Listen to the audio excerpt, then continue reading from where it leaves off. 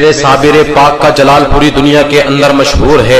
اس کو کہتے ہیں صابر پاک۔ ارے وہ صابر پاک کلیری وہ ہیں کہ جن کا جلال پوری دنیا کے اندر مشہور ہے۔ اللہ کے وہ ولی ہیں کہ جن کا جلال پوری دنیا کے اندر مشہور ہے۔ ایسے اللہ کے مقرب بندے ہیں۔ اللہ اکبر کبیرہ۔ یہی شمس الدین ترک پانی پتی ہے۔ ایک دن حضور صابر پاک سے سوال کر دیتے ہیں کہ حضور مجھے سمجھ میں نہیں آتا کہ بقا کسے کہتے ہیں اور فنا کسے کہتے ہیں، حضور آپ بتائیں تو صحیح کہ فنا کسے کہتے ہیں اور بقا کسے کہتے ہیں۔ حضور صابر پاک نے ارشاد فرمایا اے شمس الدین وقت آنے پر بتا دوں گا کہ فنا کسے کہتے ہیں اور بقا کسے کہتے ہیں۔ تو میرے حضور غوث پاک نے ارشاد فرمایا جب آپ کے وصال کا وقت قریب آیا تو آپ نے شمس الدین ترک پانی پتی کو بلایا اور بلانے کے بعد میں ارشاد فرماتے ہیں اے شمس الدین جب ہمارا وصال ہو جائے تو ہمیں غسل دینے کی ضرورت نہیں ہے، کفن دینے کی ضرورت نہیں ہے، اور ہمیں ہمارا حجرہ بند کر دینا سب غیب سے ہو جائے گا، اور پھر ہمارا جنازہ پڑھانے کی بھی ضرورت نہیں ہے۔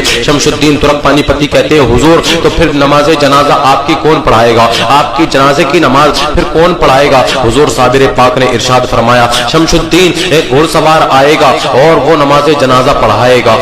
اللہ اکبر کبیرہ۔ جب صابر پاک کا وصال ہو گیا تو پھر لوگوں نے دروازے کو بند کر دیا۔ کمرے کے اندر آپ کے حجرے میں جب آپ تھے تو آپ کے حجرے کے دروازے کو بند کر دیا گیا۔ لوگوں نے جب دروازہ بند کر دیا تو اندر سے غسل کے پانی کے چھلکنے کی آوازیں آنے لگی، پانی کے گرنے کی آوازیں آنے لگی، پانی کے گرنے کی آوازیں آ رہی تھی، پانی کے چھلکنے کی آوازیں آ رہی تھی۔ جب آوازیں آنی بند ہو گئی، پانی کے گرنے کی آوازیں آنی جب بند ہو گئی تو لوگوں نے جب دروازہ کھولا، جب دروازے کو کھولا تو دیکھتے ہیں حضور صابر پاک کفن کے اندر موجود ہیں۔ اللہ اکبر کبیرہ۔ آپ کے جسم انور پر کفن موجود ہے اور آپ کفن کے اندر لپٹے ہوئے ہیں۔ اللہ اکبر کبیرہ۔ یہ صابر پاک کی شان ہے، یہ حضور صابر پاک ہے، یہ اللہ کے ولی ہے۔ اللہ اللہ۔ اب اس کا انتظار ہے جو آپ کی نماز جنازہ پڑھائے گا۔ بڑے بڑے اولیاء صف میں سب باندھے کھڑے ہوئے ہیں، بڑے بڑے اولیاء سب باندھے کھڑے ہوئے ہیں، بڑے بڑے اولیاء لائن میں لگے کھڑے ہیں، آپ کے مریدین سب باندھے ہوئے کھڑے ہیں، بڑے بڑے وقت کے جید علماء اپنے وقت کے جید علماء صف میں کھڑے ہیں، سب ہاتھ باندھے کھڑے ہوئے ہیں، لیکن اس کا انتظار ہے جو آپ کی نماز جنازہ پڑھائے گا۔ بڑے بڑے اولیاء کرام آپ کے جنازے کے پیچھے ہاتھ باندھے کھڑے ہیں، لیکن کسی کی ہمت نہیں ہے کہ کوئی نماز جنازہ پڑھا دے، لیکن انتظار صرف اس کا ہے جو آپ کی نماز جنازہ پڑھائے گا۔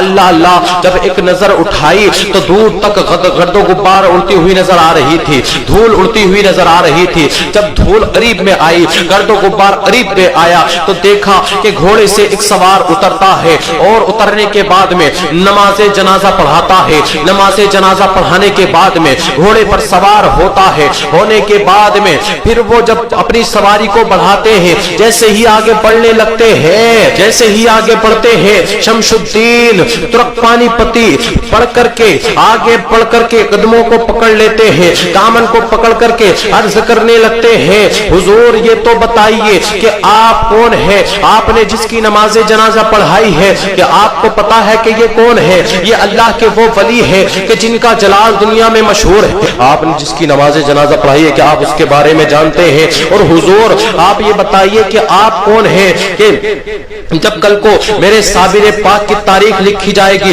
تو لوگ مجھ سے پوچھیں گے کہ خلوت میں تو ساتھ رہا، شمس الدین جلوت میں تو ساتھ رہا، صبح میں تو ساتھ رہتا تھا، دوپہر میں تو ساتھ رہتا تھا، کھانے کے وقت تو ساتھ رہتا تھا، اور رات کو تو ساتھ رہتا تھا، یعنی کہ صبح و شام خلوت میں جلوت میں سفر میں حضر میں تو ہی ساتھ رہتا تھا۔